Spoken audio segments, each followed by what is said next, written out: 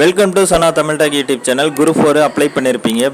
பிப்ரவரி 28ஆம் தேதிக்குள்ளே நீங்கள் அப்ளை பண்ணியிருக்கணும்.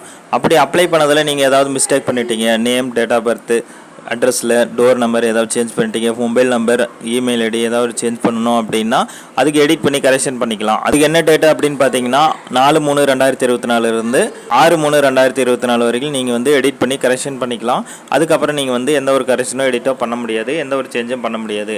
நீங்கள் ஏதாவது பெண்டிங் கரெக்ஷன் இருந்துச்சு அப்படின்னா இந்த 4ஆம் தேதி, 5ஆம் தேதி, 6ஆம் தேதி 3 நாளைக்குள்ள தான் நீங்கள் பண்ணிக்க முடியும். ஸோ அதை வந்து நீங்கள் கேர்ஃபுல்லாக பண்ணிக்கோங்க.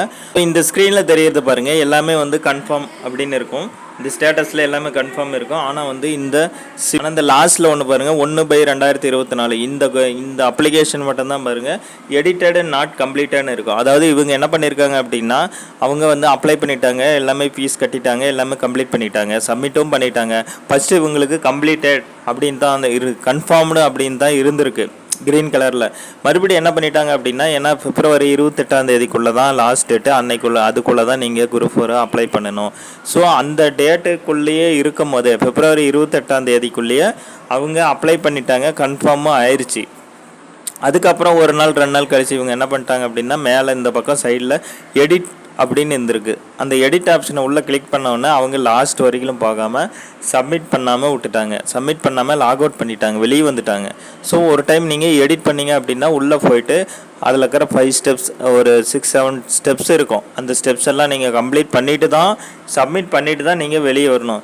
ஸோ நீங்கள் சும்மா எடிட் பண்ணுறேன்னு சொல்லிட்டு உள்ளே கிளிக் பண்ணிவிட்டு எந்த ஒரு சப்மிட்டுமே பண்ணாமல் நீங்கள் வந்து லாக் அவுட் கொடுத்துட்டீங்க அப்படின்னா இந்த மாதிரி தான் ஷோ ஆகும்.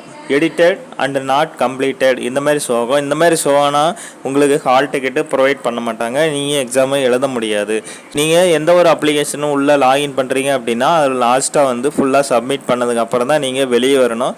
ஸோ அதை ஒரு விஷயம் வந்து முக்கியமாக வந்து தெரிஞ்சிக்க வேண்டியது. ஸோ இவரும் அப்படி தான் வந்து இந்த மாதிரி பண்ணியிருக்காங்க. இந்த 4ஆம் தேதிக்கு அப்புறம் 4, 5, 6 இந்த 3 நாள் வந்து எடிட் கரெக்ஷனுக்கு இந்த மாதிரி டேட் கொடுத்துருக்காங்க.